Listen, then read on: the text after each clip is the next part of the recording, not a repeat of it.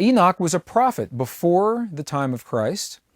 He was taken from his time ahead of our time, had the opportunity to witness what would become the people of this world, taken back to his world, and he dictated to his son Methuselah so that this message would be preserved for all of history.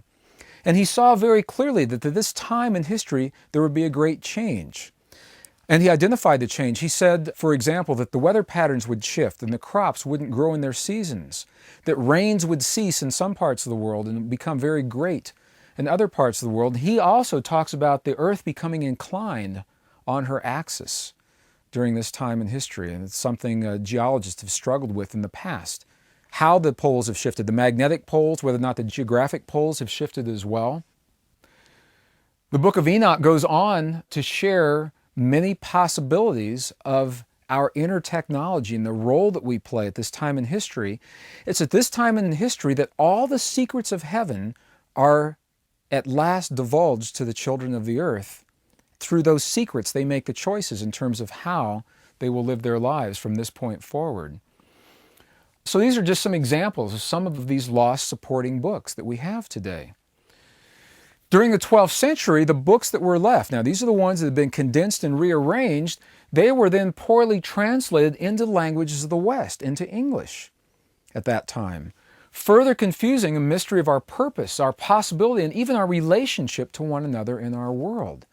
So at very best, the way we interpret our world, our potential role within this world is incomplete without these texts.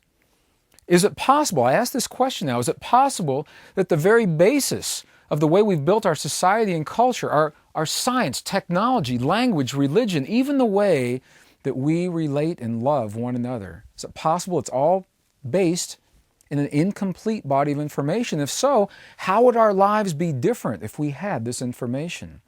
The lost mode of prayer is part of this that was lost 1,700 years ago.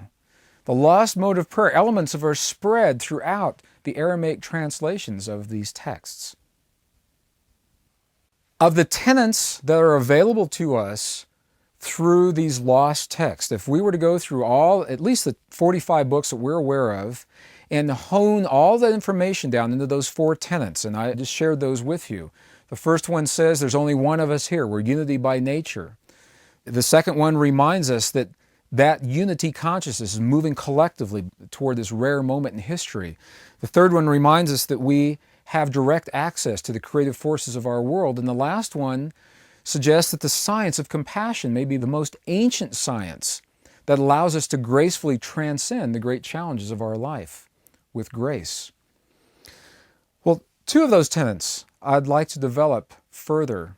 Well, one of those, it's the one that says there's only one of us here, that our consciousness is holographic in nature. The term hologram means different things to different people. Do we really understand the implications of what it means to live in a holographic consciousness? When I say the word hologram, what do I mean by that? Of the many definitions that we may choose for a hologram, perhaps one of the simplest and the most eloquent may be as follows, that a hologram is simply a pattern that is whole and complete unto itself, and at the same time, it's part of an even greater pattern that is whole and complete unto itself, while at the same time is part of an even greater pattern.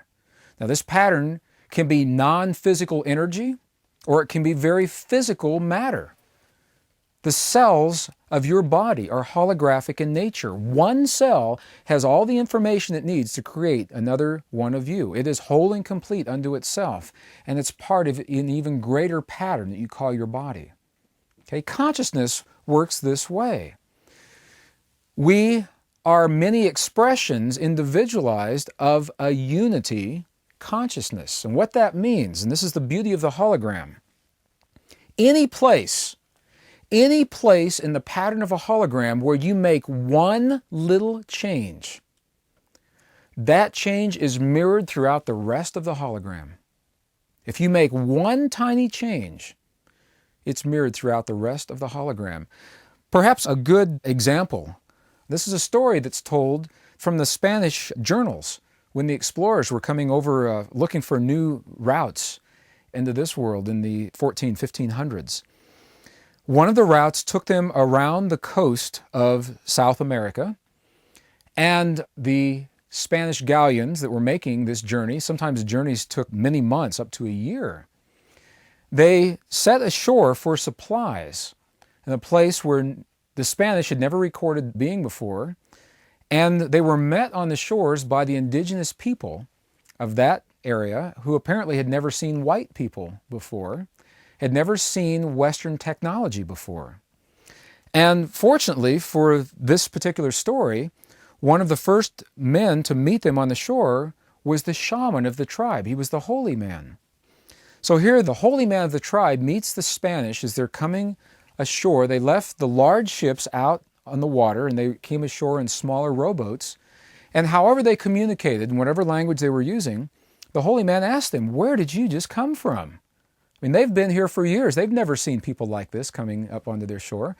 And however they communicated in return, the Spanish said, "We came on this little boat from that big boat with the wooden planks and the canvas sails out on the horizon of the ocean." And the holy man looked to where the Spanish were pointing, and he couldn't see that ship. The ship was there, and it was of a pattern that was so foreign to his frame of reference, it made no sense to his conscious recognition. He didn't recognize it. And as I hear this story, I often wonder, how many times does that happen in our world, in our lives? How many times do things happen right in front of us, and maybe we disallow it because it doesn't make sense in terms of our frame of reference? Is it possible there's a whole separate world going on here that we haven't recognized because we don't allow for it in our paradigm? Well, because this was a holy man, because he was a shaman, he was fascinated by the possibility that these people came from something that he couldn't see. So another individual may have dismissed it. The shaman worked with it. And eventually, what he said, in a matter of moments, he says, if I look out of the corner of my eyes and I squint just the right way and redefine the shape of my eyeball, I begin to make something out on the horizon. And in just a few moments, he taught himself how to see a pattern of matter that he had never been exposed to before. He taught himself to see that. That happened to him on the shore. Miles away was his village, and the people in his village didn't have the same experience that he had, on the one hand, and within just a couple of days, on the other hand, they too benefited from his experience because they then were able to see what was happening on the shores. How did that happen? They weren't witnessing with him on the one hand. The other hand, they learned through his experience. The term we use today is called collective resonance. And what it means to us is that every time one person chooses a new way to respond to the challenges of life, each time an individual chooses a new option, that person then becomes a living bridge for all the others who choose to follow in that person's path. It's not about imposing will on anyone.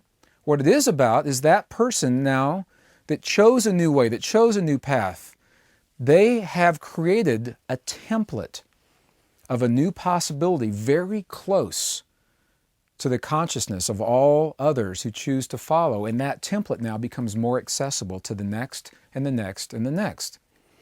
The shaman on the shore, he chose to see a new way, and through collective resonance, others benefited from his experience. This is the beauty of the hologram. If we have a pattern, perhaps it looks like a snowflake pattern, and that pattern is whole and complete unto itself and part of an even larger snowflake, which is whole and complete and part of an even larger snowflake. And there is one place in each of these patterns where there is a little pointed tip, and we take the tip off in one place of the snowflake. That tip no longer exists anywhere in the pattern. That's the beauty of the hologram. When a change occurs in one place, it's mirrored throughout the whole. It's mirrored throughout the rest of the system. What that means to us simply is this: